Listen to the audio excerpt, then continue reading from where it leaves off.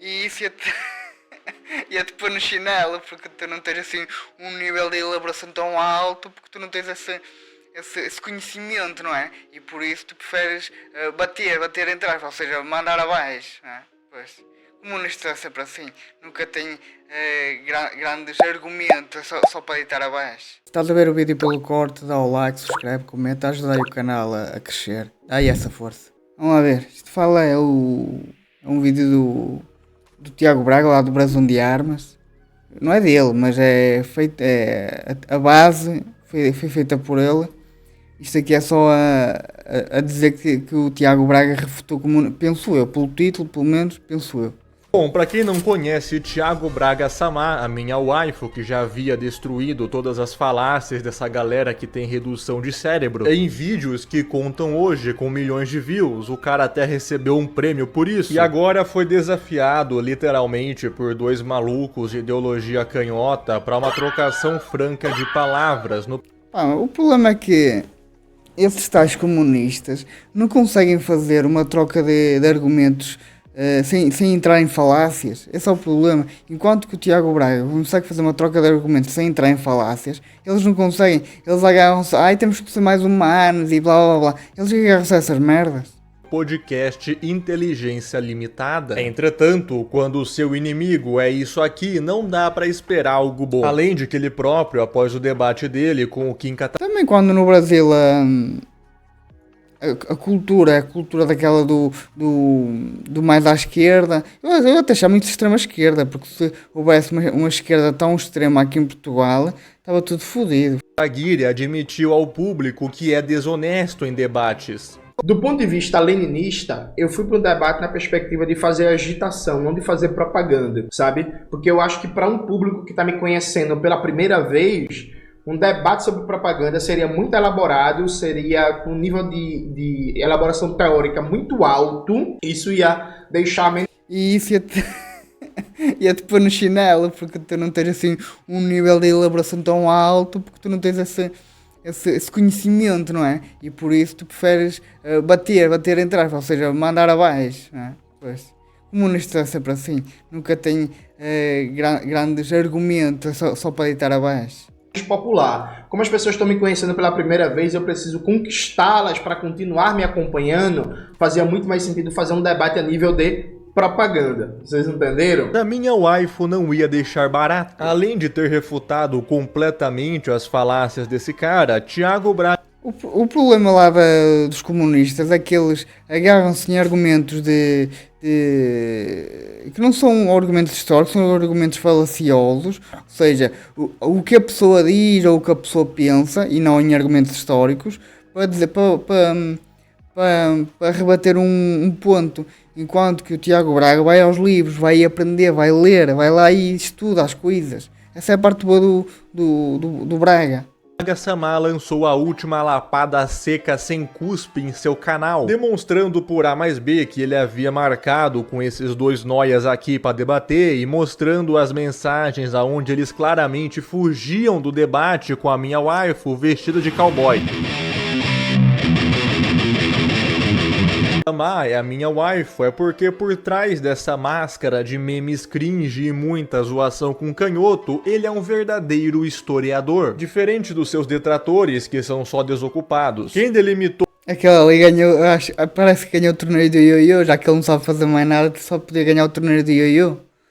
O primeiro essa função foi um dos meus historiadores favoritos, que é o Mark Bloch, em sua obra Apologia da História. O livro é composto por 5 capítulos, todos com um desenvolvimento e nome marcante, com exceção do 5º, que ficou sem ser terminado, porque em 1944, o Mark Bloch foi literalmente churrascado pela galera da Altragar. Demonstra como se busca, através da observação histórica, os testemunhos e a sua transmissão. informação. O historiador, na sua leitura, não deve se atrelar apenas aos documentos escritos, mas deve trabalhar também os testemunhos não escritos, em particular os da arqueologia. Neste momento é o que diferencia o historiador do mero jornalista, deixando de ser obcecado pelo relato, sabendo que não vai conseguir saber e conhecer tudo a respeito do passado, construindo assim ele um conhecimento pautado em vestígios, uma vez que o historiador não tem contato direto com o seu objeto de estudo, reconstruindo esse passado, apoiando-se. Isto aqui é uma realidade, o historiador nunca tem contacto direto, porque ele é baseado em livros, ou seja, é baseado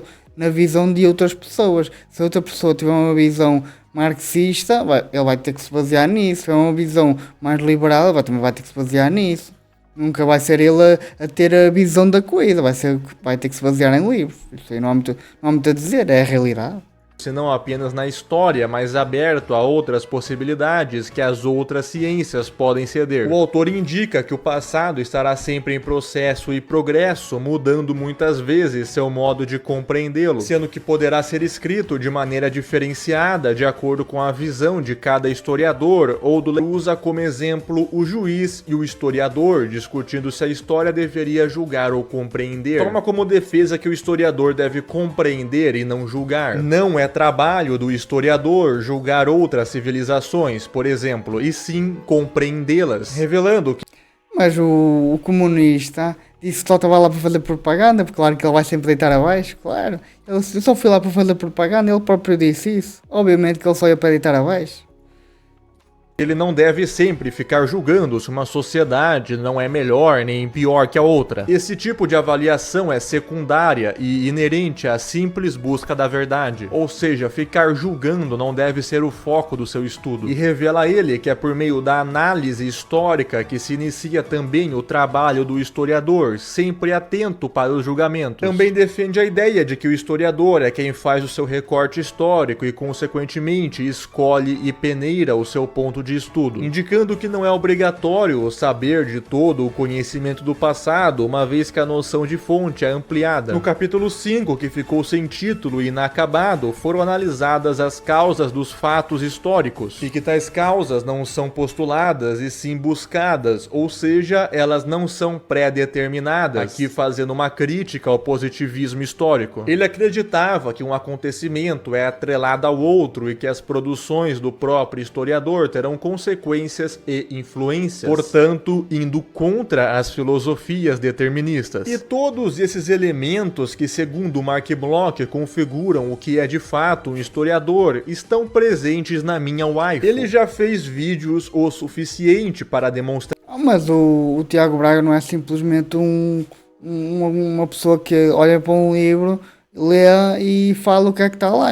Ele interpreta aquilo, dá a visão dele. Ele diz que as coisas não foram bem assim porque ele vê vários pontos de vista de vários livros, não vê só de um, não vê só daquele que é mais à direita nem que é mais à esquerda, ele vê de vários, que é para tirar uma conclusão. Já os outros não é propaganda. Os outros é propaganda que faz, não é mais nada. Isso. A galera sem filiação paterna usa como argumento simplesmente estar escrito na Constituição Soviética de 1936. Já está boa. Está escrito na Constituição, então está boa. É muito boa. Que todo mundo é igual para dizer que existia uma igualdade utópica na União Soviética. Aí o Thiago Braga Samá vai lá e mostra toda a documentação do arquivo Lubyanka, revelando privilégios da elite do partido, mostrando que o Politburo vivia em... Obviamente que toda a elite tem privilégios que os mais baixos, ou seja, que os camponeses não têm. Isso é óbvio, acontece em todo lado, é sempre assim. A elite, porque é que a elite quer ser a elite? Que é por causa dos privilégios, senão eles não vão ser elite para nada, só querem ser a elite, estou disléxico. A elite só quer ir para lá, por causa dos privilégios que tem, em todo lado é assim, todo. Luxo, enquanto os camponeses estavam sendo churrascados pela fome. Outro argumento comum é de que a União Soviética acabou com a pobreza, usando como argumento disso o plano quinquenal do Stalin. E o Holodomor na Ucrânia? Pois, acabou com a pobreza, foi. Eles começaram a revoltar-se, indo passar fome, para os índios foder. Pois é, Porque é que os comunistas nunca falam destas merdas do Holodomor? Nunca falam. Querem sempre meter paninhos em cima só para ninguém ver. 1932, aonde ele alegava defender a industrialização e a coletivização da agricultura, e a galera com septo avantajado tenta usar isso para validar um documento oficial do Gosplan com estatísticas totalmente mentirosas que, como boa parte das estatísticas de desenvolvimento de países totalitários do começo do século XX, já foi totalmente desmentido pela historiografia recente. Além de, na própria época, isso já ser questionado com fontes primárias de pessoas que estiveram na Rússia nesse período, como Garrett Jones e Malcolm Muggeridge, que foram os primeiros a mostrar a tragédia soviética em suas obras, junto da fome, principalmente na região da Ucrânia. E aproveitando que chegamos nesse assunto, você tem a pior falácia que essa galera poderia inventar, que é negar a existência do Holodomor, inclusive usando os mesmos argumentos daquele pessoal. Foi o que eu falei. Eles negam a existência do Holodomor. Dizem que o Holodomor foi uma crise nas plantações, que não foram eles que foram lá, entre aspas, roubar os grãos dos camponeses. Pois é mais fácil assim. Sim, é mais fácil. Claro que negar é mais fácil.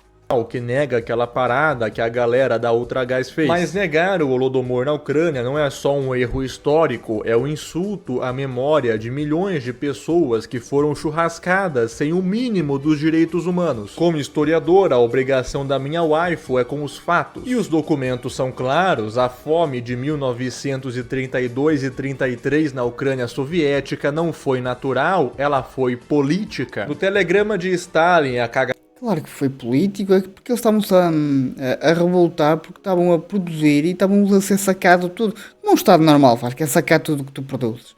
Eles estavam-se a revoltar, por causa da revolta dos ucranianos, eles puseram-nos à fome.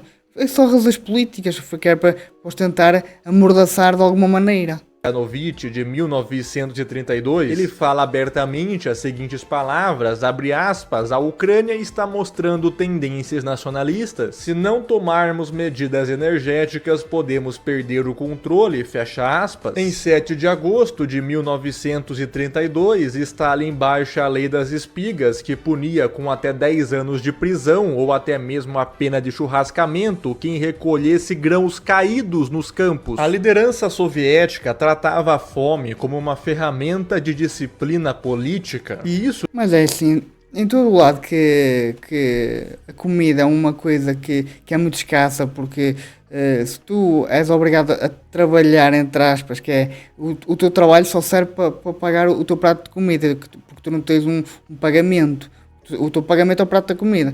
Ou seja, as pessoas o que é que vão fazer? Vão trabalhar o mínimo possível para não se cansarem muito, porque o que é que elas vão ganhar? O prato da comida. Claro, ali não havia produtividade. É assim que eles amordaçam um povo. Era assim que eles amordaçavam o povo. Não é mera interpretação, está nos arquivos e são fontes primárias. E como essa puta cubana não consegue refutar isso, eles tentam ou desqualificar a minha waifu ou inventar as desculpas mais vergonhosas possíveis, como se o Holodomor se tratasse de uma seca climática ou como se tratasse de pura propaganda ocidental. Porque se quem eu não gosto come abacate, é porque abacate é do mal. O negacionismo histórico sempre funciona assim, desvia, relativiza e falsifica. No caso do Holodomor, faz isso para proteger ideologias, como eu mostrei no meu vídeo sobre o Castanhari, que isso acontece dos dois lados do espectro político. Demonstrar essa mentirada de canhoto não é sobre vaidade, nem sobre vencer qualquer debate. É sobre respeitar aqueles que não estão mais aqui para se defender. E se faz isso expondo os fatos, a história não é um brinquedo ideológico. E que provavelmente muitos deles morreram em vão. Essa é a grande moral da história. É uma responsabilidade. Quando alguém nega o Holodomor ou romantiza regimes totalitários, essa pessoa não está defendendo uma ideia. Ela está pisando na memória de milhões. Ora bem, gostei do vídeo, porque o vídeo, ao bem dizer, marca bem o que é que os marxistas fazem, que é passar a pano em tudo o que não interessa e desculpar aquilo que interessa de maneiras fofinhas, de maneiras bonitas. Tem tudo a ver com isso, porque um comunista só é comunista se tiver a ganhar alguma coisa com isso, porque se ele não ganhar nada com isso, só ganhar a fome, ele vai ser comunista porquê? Opa, não faz sentido nenhum. Se gostaste do vídeo, dá o like, comenta, subscreve, ajuda aí o canal a crescer. Até ao próximo vídeo.